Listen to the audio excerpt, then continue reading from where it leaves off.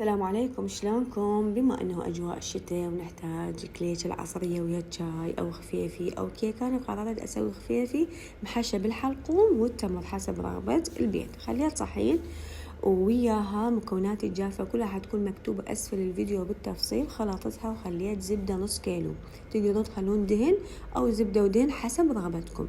هالخطوة أو هالحركة اللي تشوفوها إنه فركتت الزبدة ويا الطحين، طولت بيها 5 دقايق. يلا خليت المي وبديت ألم بالعجينة، ألم بيها مو أعجنها زايد، لأن من راح أعجنها زايد راح تطلع لي الكليشة قطنية وأنا أريدها مقرمشة.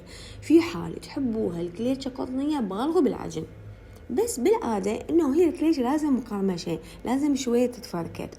المهم التشكيلة مثل ما تشوفون قدامكم، سويتها بالقالب أو بإيدكم. أنا أحب بصراحة الأشكال اللي تكون بالإيد أحلى، أحسها ما أعرف يعني أحس بها مال أهل قبل. التمر حمسته بشوية زبدة وخليت عليه هيل و سمسم محمص. الحلقوم مجرد بس كورته، في حال الحلقوم عندكم يكون قوي شوية اجنوه بشوية زيت وكوروه. شوية كليجة على درجة حرارة 180، يعني أحمل الفرن كلش وبعدين من أخلي الكليجة أنصيها على أقل الوسط على مود تستوي على راحتها. الوجه دهنته بشوية بيض مخلوط نسكافيه أو فانيليا.